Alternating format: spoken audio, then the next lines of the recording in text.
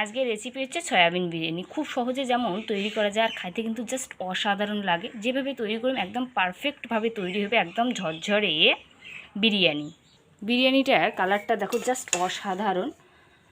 মানে দেখতে যতটা সুন্দর, এটা কিন্তু খাইতেও কিন্তু খুব সুন্দর হয়। একদম ঘরে থাকা দু একটা উপকরণ দিয়েই তৈরি করি। আর ঘরের যে সাধারণ যে চাল, নর্মাল যে চাল, ওইটা দিয়েই কিন্তু তৈরি করি সয়াবিন বিরিয়ানিটা। দেখো কি সুন্দর হচ্ছে, আর গন্ধে জাস্ট করি লাগছে। তো চলো রেসিপিটা দেখতে থাকো, আশা করুন খুবই ভালো লাগবে। একদম বাইরের কোনো কিছুই মশলা নেই, জাস্ট ঘরে থাকা কয়েকটা মশলা দিয়ে কিন্তু তৈরি করি।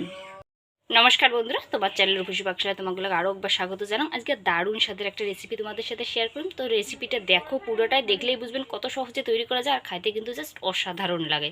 তো চলো রেসিপিটা শুরু করে দাও, আশা করুন খুব ভালো লাগবে। তো নাটা নিয়ে পুরো ভিডিওটাই দেখো। তো চলো শুরু করে দাও। একেবারেই সামান্য উপকরণ দিয়ে তৈরি করি সয়াবিন বিরিয়ানি। তো এই জায়গায় মশলা যে আছে সেটা দেখা লাগছে। এক বাটি আছে নর্মাল যে চাল, সেই চাল নিছো। এক বাটি আছে, এই জায়গায় আছে শুকনো লঙ্কা কয়েকটা, আছে হচ্ছে রসুন বাটা, পেঁয়াজ বাটা, আছে ঘি, এপাশে আছে হচ্ছে আদা বাটা, ধনে পাতা, আর আছে লবঙ্গ, দারচিনি, আছে আলু টুকরো করে নিছুন, বিরিয়ানির তো আলু লাগবেই, আছে পেঁয়াজ কুচি, এটা বেরেস্তা করে নিম, এটা আছে তেজপাতা, কাঁচা তেজপাতা, আছে টমেটো, এপাশে আছে জিরে আর হচ্ছে গুঁড়া, আর হচ্ছে শুকনো লঙ্কার গুঁড়া, আর মেন হচ্ছে উপকরণ সয়াবিন। তো এই জায়গায় আছে 15 টাকার যে সয়াবিনের প্যাকেট ওটা, এই জায়গায় আছে গরম জল, এটা কিন্তু এই পাশে ভিজিয়ে রাখি 5 মিনিটের জন্যে, যাতে সয়াবিনটা একটু নরম হয়। স্বাদ মতো লবণ, হলুদ, আর তেলটা কিন্তু দেখালাম না রান্নার সময়, দেখাম এটা এইভাবে 5 মিনিট সয়াবিনটা ভালোভাবে ভিজুক। ভাতটা রান্না করার জন্য কড়াইতে কিন্তু জলটা বসিয়ে দিয়েছিলাম, জলটা কিন্তু খুব ভালো গরম করে নিয়েছিলাম। এবার দিয়ে দিই হচ্ছে সাদা তেল, তাহলে ভাতটা কিন্তু বেশ ভালো ঝরঝরে হবে। আর দিয়ে দিই অল্প পরিমাণে লবণ, আর দিয়ে দিই জলে হচ্ছে তেজপাতা, দারচিনি, লবঙ্গ, এটা দিয়ে দিই। তারপরে পরিষ্কার করে ধোয়া যে চালটা এটা দিয়ে দিন।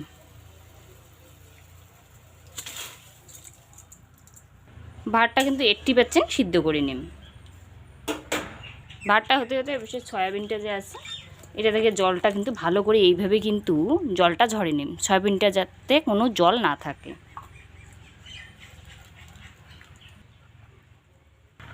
ভাতটা কিন্তু 80% সিদ্ধ হয়ে গেছে, দেখা লাগছে। ঠিক এইভাবে কিন্তু ভাতটা সিদ্ধ করা লাগবে, একদম কিন্তু পুরো সিদ্ধ হলে কিন্তু এটা হবে না। এটা আবার নামিয়ে নিন একটা সিদ্ধযুক্ত পাত্র, কিন্তু এইভাবে কিন্তু ভাতটা নামিয়ে নেওয়া লাগবে, যাতে কোনো এর এক্সট্রা যে জলটা আছে এটা যেন বাইরে, আর ভাতটা যেন খুব ভালো ঝরঝরে হয়। কড়াইটা কিন্তু আবার বসিয়ে দিচ্ছি, কড়াইটা দিয়ে দিম হচ্ছে তেল। তেলটা কিন্তু ভালো করে গরম হয়ে গেছে, এবার বেরেস্তাটা করে নিম। তো তার জন্য পেঁয়াজ কুচিটা দিয়ে দিম, এইভাবে কিন্তু ভাঙি ভাঙি।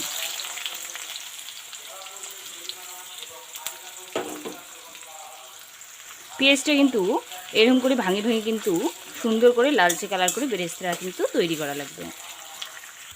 পেঁয়াজটা কিন্তু এইভাবে কিন্তু নাড়াচাড়া করে লালচে করে সুন্দর করে কিন্তু ভাজে নিচ্ছি। দেখো পেঁয়াজ ভাজা কিন্তু হয়ে গেছে, এবার তেলটা ঝরে এটা নামিয়ে নিন।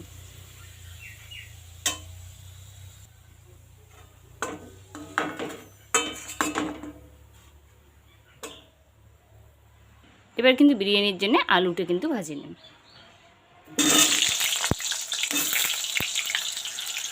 অল্প পরিমাণ দিম হচ্ছে হলুদ গুঁড়া, 1 চিমটি দিম হচ্ছে লবণ, দিয়ে আলুটা কিন্তু লালচে করে ভাজে নিন। আলুটা কিন্তু ভাজা হয়ে গেছে, একদম কিন্তু লালচে করে ভাজে নিলাম।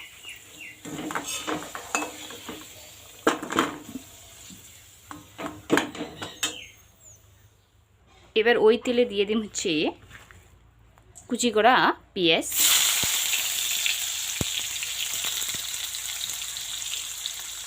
দিয়ে দিন হচ্ছে তেজপাতা, আর দিয়ে দিন কয়েকটা হচ্ছে শুকনো লঙ্কা। এটা একটু ভাজে নিন 3-4 মিনিটের মতো করে, 3-4 মিনিট ভালো করে ভাজা ভাজা করে নিয়েছিলাম। তারপরে দিয়ে দিন দারচিনি, লবঙ্গ। এবার দিয়ে দিন হচ্ছে সয়াবিনটা।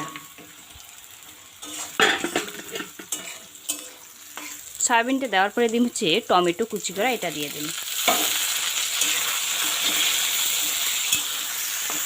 এবার দিয়ে দিন হচ্ছে হলুদ গুঁড়া, দিয়ে দিন হচ্ছে স্বাদ মতো লবণ,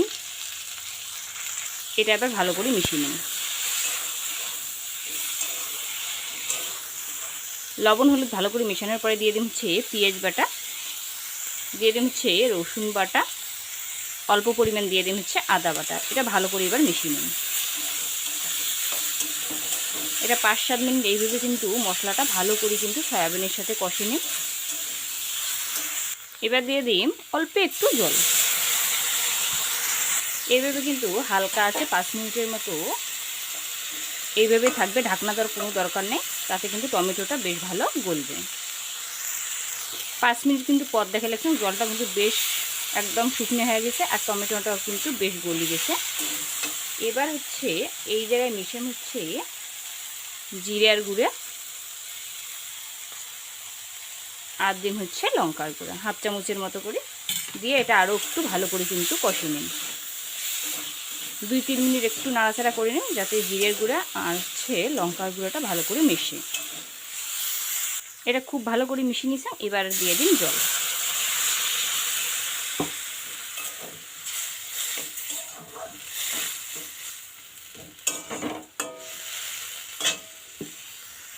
এইভাবে কিন্তু হালকা আছে সয়াবিনটা 10 মিনিটের মতো রান্না করে নিন।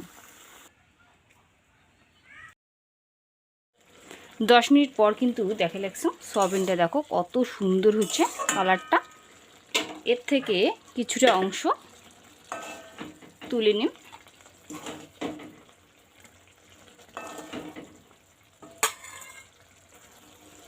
গ্যাসটা বন্ধ করে দিন। তারপরে কিছুর যে অংশটা আছে সয়াবিনের, এই গ্যাসটা কিন্তু গ্যাসটা বন্ধ করে করা লাগবে। যেই হচ্ছে সয়াবিনের কিছুটা সয়াবিন আছে তার উপরে দিয়ে দিন হচ্ছে ভাত। ভাতটা দেখো কতটা ঝরঝরে হয়েছে।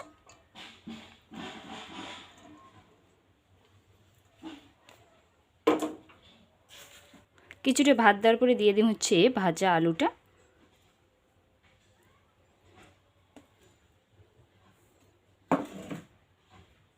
তারপরে যে সয়াবিনের কিছুটা সয়াবিন তুলে নিয়েছি এটা এবার উপরে দিয়ে দিন।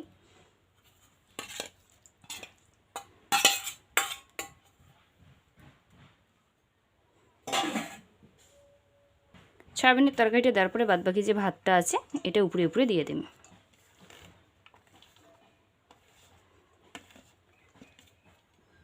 ভাতটা দেওয়ার পরে সমান করে এইভাবে কিন্তু দিয়ে দিন।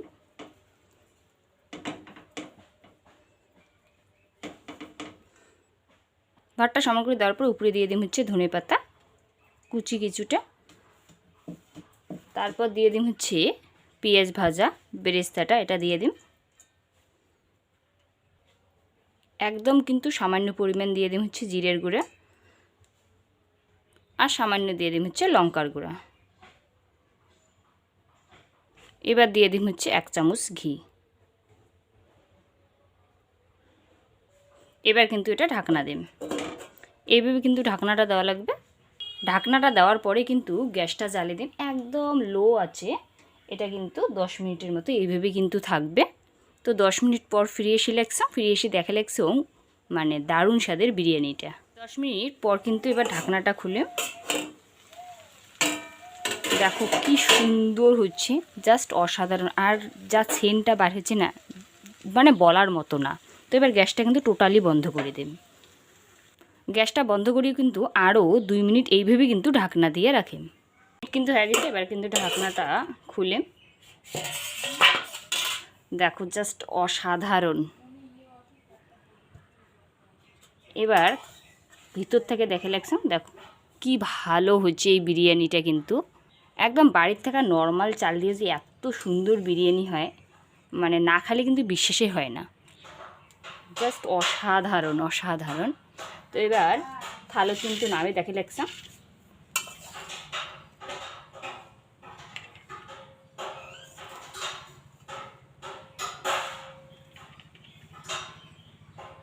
সয়াবিন বিরিয়ানিটি কিন্তু একেবারেই রেডি। দেখো কত সহজে তৈরি হয় আর সময়টাও কিন্তু খুবই কম লাগে।